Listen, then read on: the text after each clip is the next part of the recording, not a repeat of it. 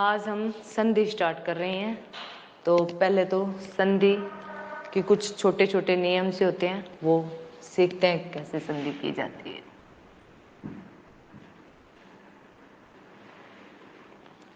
पहले तो हमें ये पता करना है कि संधि कहते किसको है, किस चीज का मेल होता है।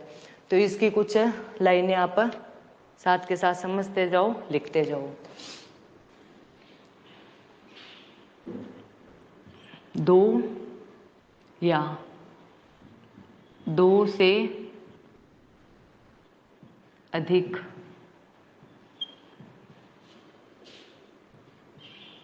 वर्णों के मेल को संधि कहते हैं। एक होता है शब्दों का मेल, एक होता है वर्णों का मेल। शब्दों का मेल तो जिस प्रकार अपने उपसर्ग प्रत्यय करते हैं तो उसके अंदर शब्दांश प्लस शब्द होगा। इसमें भी क्या है, शब्द सार्थक होने चाहिए। शब्द कैसे हो? सार्थक शब्द हो। तो संधि सदैव किसकी होती है? संधि सदैव सार्थक शब्दों की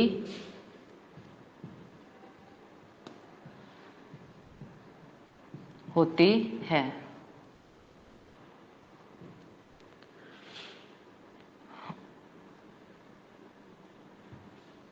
और नंबर 3 की संधि है जो हमेशा संस्कृत शब्दों की होती है। संधि हमेशा हाँ संस्कृत शब्द या तत्सम शब्द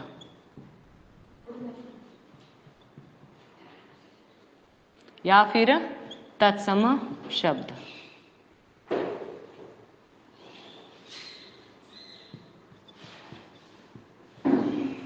शब्दों की होती है। अब ये कि तत्सम शब्द कहते किसको है? तत्सम शब्द कहते किसको है? तो एक तो होता है तत्सम, एक तद्भव। ये होते हैं शब्द के प्रकार। शब्द के प्रकार एक तत्सम शब्द, तत्सम, एक देशज और एक विदेशी। तो संधि इनमें से इन चारों शब्दों में से किसकी होगी? तत्सम। यानी तत्सम शब्द होते हैं वो कौन से होते हैं? संस्कृत के। और तद्भव किसके होते हैं? हिंदी के। और देश शब्द जो अपने देश में चले आ रहे हैं शब्द, जैसे प्रकार गाड़ी, खटपट, ऐसे जो टैट है, डैड है न, जो मुर्दा व्यंजन है, वो व्यंजन इसके अंदर ज्यादा प्रयोग में लिए जाते हैं देश शब्द बनाने में। खटपटा हैट, खड़खड़ाना, गड़गड़ा हैट, गड़बड़, गाड़ी, घोड़ा, इस प्रकार के जो शब्द है वो क्या होंगे? देशज। और विदेशी शब्द जिस प्रकार अंग्रेजी के शब्द अपने प्रयोग में ले रहे हैं, हॉस्पिटल, हॉस्पिटल, डाकघर, और कुछ शब्द होते हैं जो मिला के उनको हम क्या कहते हैं? एक संकर शब्द बोलते हैं। मिलाकर संकर शब्द। संकर शब्द किसको कहते हैं? जिस प्रकार देशज को मिला के, जिस प्रकार रेल और गाड़ी, तो गाड़ी किसका है? हिंदी का। गाड़ी हिंदी का है और रेल अंग्रेजी का। तो रेल पर चढ़ने वाली गाड़ी। तो इस प्रकार दो शब्द आपस में मिला के तो उनको हम क्या कहेंगे? संकर शब्द। तो शब्दों के कितने प्रकार होते हैं? तत्सम, तद्भव, देशज, विदेशी और संकर शब्द। संकर शब्द यानी इनमें से कोई भी शब्द आपस में जब दो शब्द मिला के और शब्द का निर्माण करते हैं तो वो क्या कहलाते हैं? संकर शब्द। तो इनमें से हम जो तत्सम शब्द है संस्कृत के, उनकी केवल संधि होती है।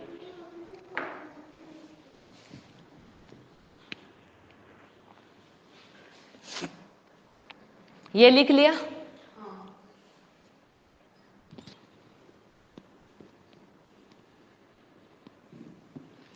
अब संधि के कुछ नियम होते हैं कि संधि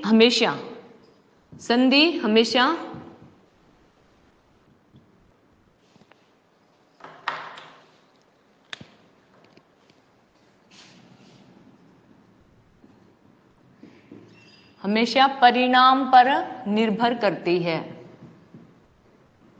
परिणाम पर निर्भर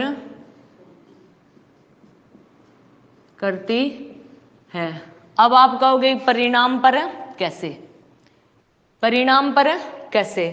तो यानी शब्द है, शब्द का हम खंड करेंगे। खंड का अर्थ क्या होता है? टुकड़ा। खंड यानी टुकड़ा। तो शब्द अपने जो संयोग है, दो शब्द आपस में मेल करेंगे तो उनमें वर्णों के मेल को हम संधि कह रहे हैं। तो आपस में दोनों वर्ण मिलके और नए वर्ण का निर्माण करेंगे, या तो वो छोटे छोटे होंगे या बड़े होंगे, कैसे भी आपस में अक्षर जो मिलकर नए का निर्माण करेंगे। तो संधि हमेशा परिणाम पर निर्भर करती है। वो कैसे? कि शब्द को तोड़ने से पहले भी अर्थ वही होना चाहिए और शब्द को जोड़ने के बाद भी, तोड़ने पर भी अर्थ सेम हो और जोड़ने पर ही अर्थ सेम हो, तभी तो हम संधि मानते हैं। जिस प्रकार प्लस आल्य, आल्य का मतलब रहने का जो स्थान है वो, और विद्या का मतलब विद्या। तो विद्या के लिए आल्य, विद्या प्लस आल्य, तो विद्या के लिए आल्य। तोड़ने पर भी सेम ही अर्थ है, यानी विद्या और आल्य, और जोड़ेंगे तो भी सेम ही रहेगा, यानी विद्यालय। लेकिन इस चीज को हम कैसे समझ सकते हैं? अपने शब्द लिख देते हैं दीनानाथ, दीनानाथ, और अपने शब्द लिख देते हैं विश्वामित्र। अब इनको आप तोड़ के और इनका सेम अर्थ निकाल के दिखाओ।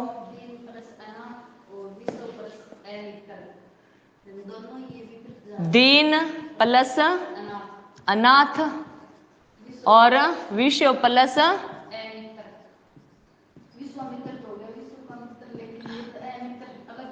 हाँ देखो, दीन प्लस अनाथ, विश्व प्लस अमित्र, तो इनकी संधि कैसे होगी? हो ही नहीं रही, क्योंकि दीन इनके जब जोड़ेंगे तो सेम अर्थ, जो जोड़ने पर अर्थ है वो तोड़ने पर अर्थ नहीं है। जोड़ने पर तो दीनानाथ यानी प्रभु के बारे में है, जो दिनों का नाथ है। जुड़े हुए शब्द का अर्थ क्या है? यानी जो दिनों का नाथ, गरीबों का नाथ कौन है? भगवान परमात्मा, दिनों का नाथ। पूरे शब्द का अर्थ क्या है? दिनों का नाथ या दिनों का स्वामी, तो अपने किसको बोलते हैं? परमात्मा को। विश्वामित्र, इसका विश्वामित्र यानी एक शब्द है, यानी पूरे विश्व का मित्र, विश्व का मित्र। अब पूरे शब्द का अर्थ तो विश्व का मित्र और दीनानाथ यानी दिनों का नाथ, स्वामी या परमात्मा। अब तोड़ेंगे तो इनका सेम अर्थ नहीं निकलेगा। अमित्र का अर्थ तोड़ने पे क्या होता है? शत्रु। और अनाथ का यानी जिसका कोई न हो, जिसका कोई न हो। दीन मिस गरीब, और इधर यानी विश्व का विश्व। तो तोड़ने पे अर्थ क्या बन रहा है? विश्व का शत्रु, विश्व और शत्रु यानी विश्व का शत्रु। अमित्र मिस शत्रु, और इधर इसका जोड़ा हुआ तो अर्थ क्या निकल रहा है? विश्व का मित्र यानी विश्व का मित्र है, और यहाँ पे विश्व का शत्रु निकल रहा है तोड़ने पे, तो यहाँ पे संधि नहीं होगी। और इसमें भी दीनानाथ यानी पूरे शब्द का अर्थ तो परमात्मा यानी दिनों का नाथ निकल रहा है, और जब तोड़ दिया तो इधर गरीब निकल रहा है, इसका अर्थ जिसका कोई न हो। तो ये तो सबका दाता बन रहा है यहाँ पे, जिसका कोई ना हो, इसका अर्थ ही अनर्थ हो रहा है। अर्थ का क्या हो रहा है? तोड़ने पर अनर्थ हो रहा है, तो इसमें संधि नहीं होगी। इसलिए हम कहते हैं कि संधियां हमेशा परिणाम पर निर्भर करती है, यानी शब्द को खंड करने पर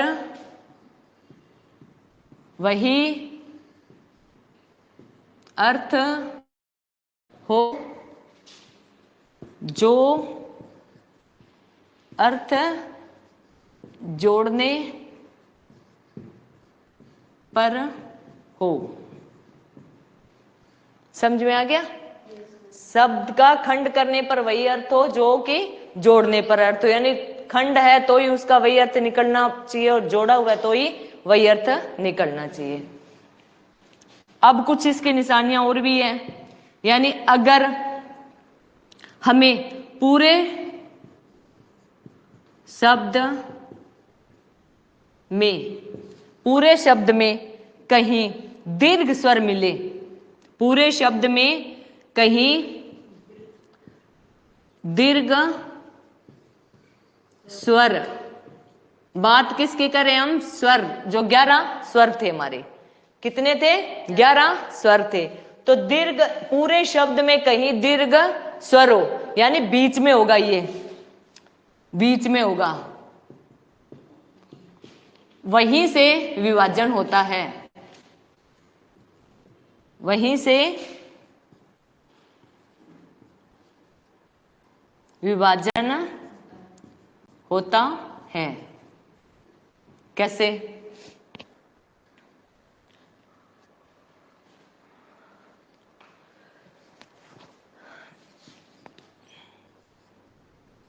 न, ये, ना, भी, रा, न, यहां पे दीर्घ स्वर कहां पे है? ये तो ई है, छोटी ई की मात्रा है, लेकिन यहाँ पे आ की मात्रा है। दीर्घ स्वर अपने कौन कौन से थे? ए छोटा था तो दीर्घ आ था, ई छोटी थी तो दीर्घ ई थी, ऊ छोटा था तो दीर्घ ऊ था। ये सारे के सारे क्या थे हमारे? दीर्घ। हम इनकी बात करें, इनमें से चाहे तो आ हो, बड़ी ई हो और बड़ा ऊ हो, तो यहाँ पे इसका टुकड़ा कहां से करेंगे? शब्द को तोड़ेंगे कहां से? यहाँ ये छोटी है, ये यहाँ पे आ का स्वर पड़ा। कोई भी अपने पहले सीखा है वर्ण विचार में, वर्ण विचार में क्या सीखा है अभी? कोई भी जो व्यंजन है ए स्वर की सहायता से ही बोला जाता है, से ही बोला जाता है। कोई भी व्यंजन हम उच्चारण नहीं कर सकते, व्यंजन सारे के सारे स्वरों की सहायता से ही बोले जाते हैं। तो स्वर कौन सा प्रयोग में आता है? ए स्वर। तो अपने अगर इसमें पूछे भी ना है, ये हमने ना लिख दिया, ये हमने दी लिख दिया, ये हमने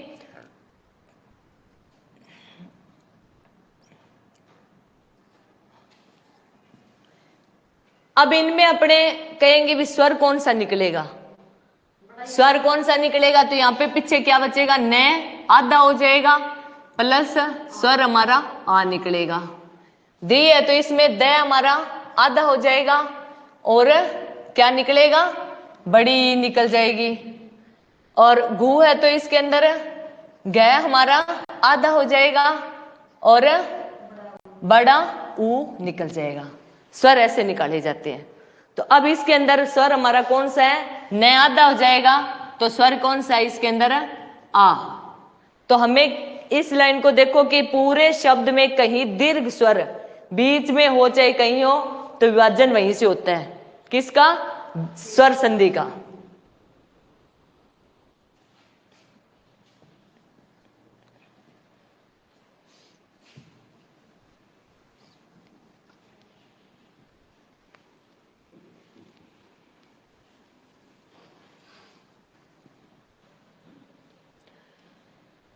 अब एक देखो, जब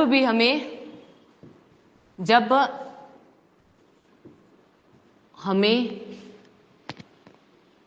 ऊपर शब्द के ऊपर शब्द के ऊपर एक मात्रा, कैसी मात्रा? एक मात्रा। और ये एक मात्रा किसकी होती है? इस एक की होती है। इस एक की मात्रा कितनी होती है? ये मात्रा होती है। इस स्वर की मात्रा कौन सी होती है? ये होती है। जब हमें शब्द के ऊपर एक मात्रा दिखाई दे तो लगभग वहां पे कौन सी संधि होगी? या फिर अधिकतर गुण संधि होगी। अधिकतर गुण संधि ही होगी।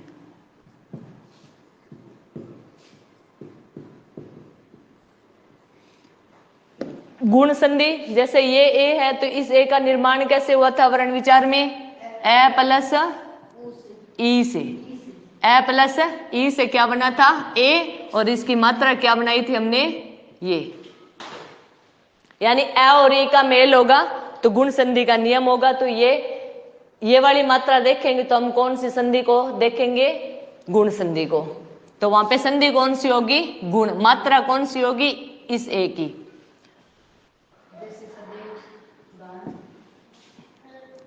जैसे अपने सदैव, सदैव नहीं आएगा इसमें।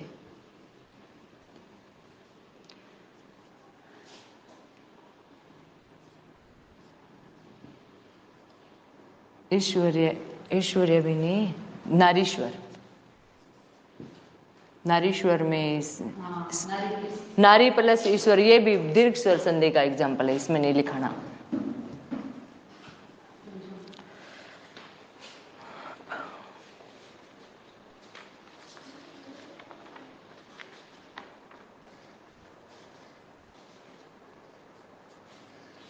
इसमें अपने दो एग्जाम्पल लिख लेते हैं सोखे सोखे। महा प्लस ईश और गण प्लस ईश। ये यहाँ पे क्या निकल रहा है? ए, और यहाँ पे बड़ी ई मिलके क्या बन गया? ए। और ए की मात्रा कौन सी कितनी होती है? एक। तो अपने इसको शब्द को कैसे लिखेंगे? गणेश। और महा प्लस ईस, इसमें क्या निकल गया? आ प्लस बड़ी, दोनों मिलके ए, तो इसका क्या बनेगा? महेश। यानी हमें देखनी क्या है? ऊपर एक मात्रा, ये भी ऊपर एक मात्रा। तो एक मात्रा वाली कौन सी संधि में आ जाएंगे? गुण संधि में। ऐसा कब? अधिकतर होता है।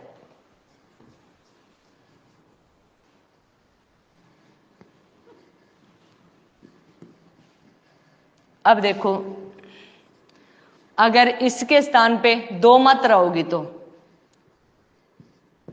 जब किसी शब्द के ऊपर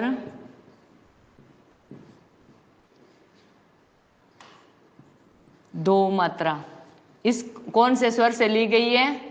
इस ए से। इस ए की कितनी मात्रा होती है? दो।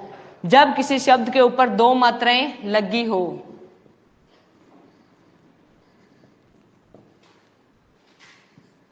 तो यह अधिकतर वृद्धि संधि का ही उदाहरण होगा।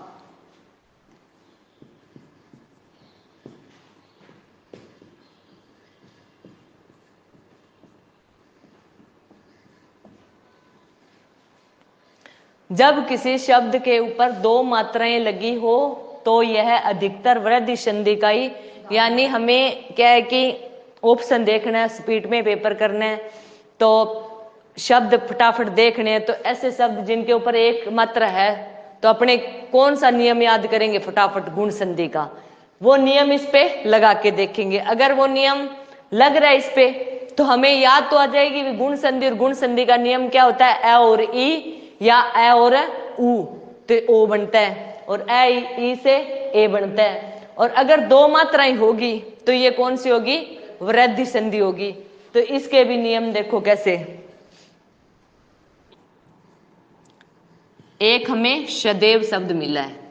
अब इसमें अपने दो मात्रा मिल गई। अब हमें कौन सी संधि छांटनी है? वृद्धि संधि। आप घबराना मत, ये संधियां सारी की सारी मैं करवाऊंगी, लेकिन आपको सीधे सिंपल तौर पे पहले सिखा रही हूं, बाद में ये संधि कर्म वाइज करेंगे अपने। तो सदैव, इसका कैसे विभाजन करेंगे? सदा प्लस एव, सदा प्लस एव। तो एक तो इसकी मात्रा हो गई, हमें ए पढ़ा है, ए पढ़ा है, तो ए की मात्रा आ और ए, आ और ए से क्या बन गया? ओ।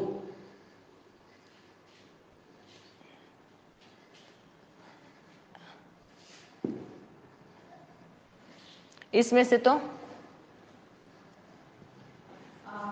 आ प्लस और ए, और क्या बन गया हमें? ओ।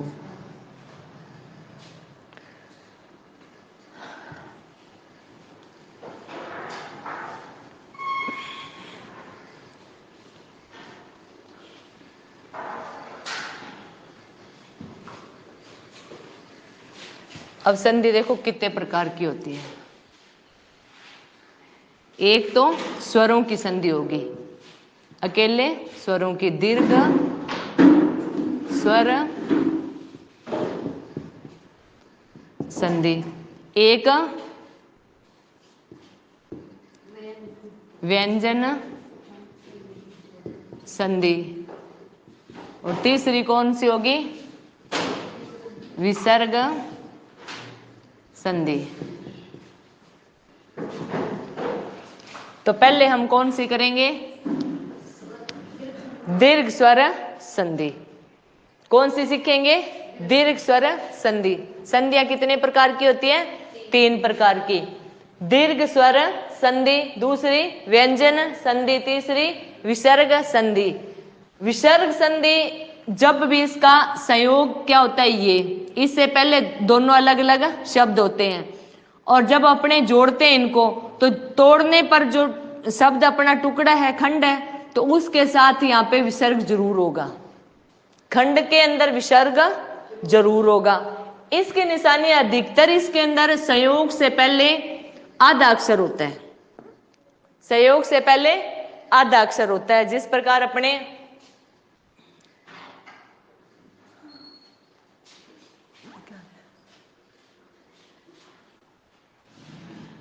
और इसके अंदर क्या होता है, इसके अंदर अपने एक तो उ प्लस उ, और एक ई प्लस ई, और एक ए प्लस ए। इनको हमने भिन्न भिन्न प्रकार से बदल के और संधि करेंगे।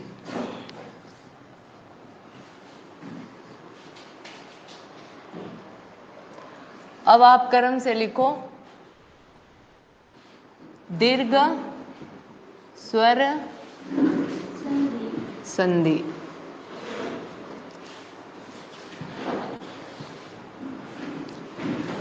इसमें हम कितने शब्दों का मेल करवाएंगे? कितने शब्दों का मेल करवाएंगे? कौन कौन से? एक तो ए प्लस ए का क्या होगा? दीर्घ, यानी बनेगा क्या? जब इसका शब्द बनाएंगे तो क्या रूप होगा? दीर्घ। ए प्लस ए होगा तो या बनेगा, और अगर ए आ प्लस ए होगा तो ये परिणाम क्या होगा? आ होगा। और अगर यहाँ पे ए है और यहाँ पे आ है तो ये परिणाम आ होगा, और अगर इधर आ और आ होगा तो ये परिणाम में क्या होगा? आ ही होगा। ठीक है, सिंपल सी है, आसान सी संधि है। ए प्लस ए हो तो ही परिणाम। संधियां किस पे निर्भर करती है? हमेशा परिणाम पे। परिणाम में क्या बनाने? हमें आ ही बनाने। इधर से ए हो, दोनों ए हो तो ही आ बनेगा, दोनों आ और ए होगा तो ही आ बनेगा, ए और आ होगा तो ही आ ही बनना है, आ और आ होगा तो ही आ ही बनना है। तो अब इसके हम एग्जाम्पल लिख के कर रहे हैं।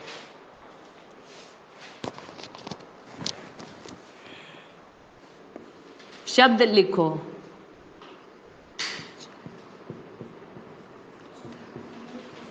शब्द हमारे पास क्या है? चरणामृत। पहले तो हमें दीर्घ स्वर ढूंढना है, इसमें कहाँ पे है, यहाँ पे। तो अब हम विभाजन कहाँ से करेंगे, यहाँ से। तो शब्द निकालो, चरण प्लस अमृत। तो चरण में भी क्या निकल रहा है, ए, और इसमें भी ए, दोनों मिलके क्या बन गया, आ। तो इसका विभाजन कैसे करेंगे, चरण प्लस अमृत। अब शब्द लिख रहे हैं नयनाभिराम, नयनाभिराम। तो इसका कैसे करेंगे, नयन प्लस अभिराम। क्या निकल रहा है, ए, और इधर भी ए, दोनों ए मिलके क्या होगा, आ। तो इसका क्या बन गया, नयनाभिराम। इतना तो समझ में आ गया।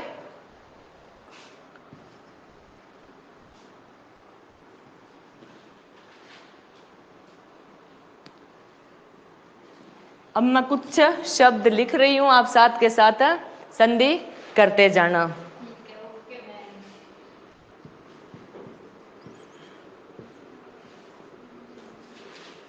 सावधान शब्द की बनाओ, क्या होगा, सावधान। परमार्थ की, परम अर्थ, परम प्लस अर्थ। इसका क्या होगा, स प्लस अवधान। अब आप ये मत समझ लेना कि दोनों तरफ सार्थक शब्द होंगे तभी संधि होगी। अब ये स हमारा खाली व्यंजन है, तो इसको सार्थक कैसे मानेंगे, इसको उपसर्ग के रूप में सार्थक शब्द मानेंगे। उपसर्ग के अंदर भी क्या होता है, शब्दांश होता है, पूरा शब्द नहीं होता। एक शब्द पूरा होता है सार्थक, और उसके साथ उपसर्ग या प्रत्यय जो जुड़ता है वो शब्दांश होता है, पूरा शब्द नहीं होता। ये हमारा हम पूरा शब्द मानेंगे। कैसे, यानी जिस प्रकार अपने लिखते हैं, जल द, नी र द, जल ज, पैंक ज। अब यहाँ पे द से क्या है, देने वाला, देने वाला। और यहां भी द से क्या होगा, देने वाला। हिंदी में ऐसा मान लिया जाता है, यानी द से देने वाला, ज से जन्म लेने वाला।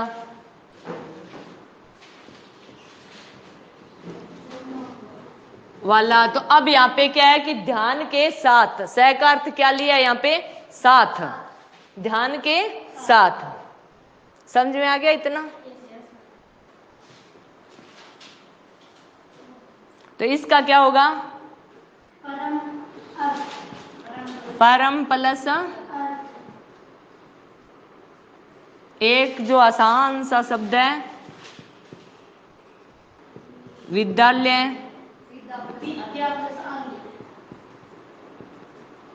विद्या प्लस आल्य। अब ये क्या हो रहा है, इसके अंदर है आ भी निकल रहा है और इधर आ निकल रहा है। दोनों आ होंगे तो ये क्या होगा, आ ही बनना है। ये रहा, दोनों आ है तो ही आ ही बन रहा है।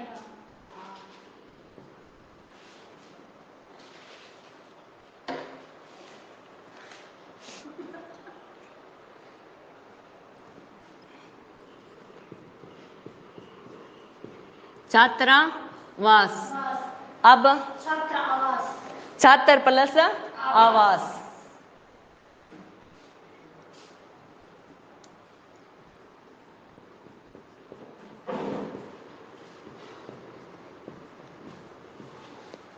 बाकी कल करेंगे।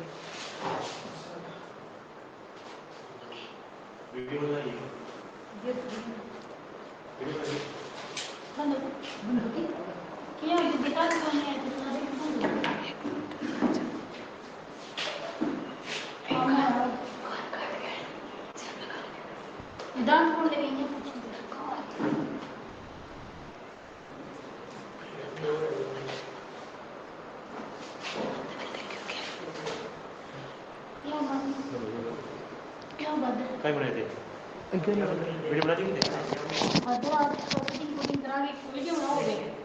बनावे थे रविनाथ इन सारे थोड़ी सी ना करिए बस बदरू जान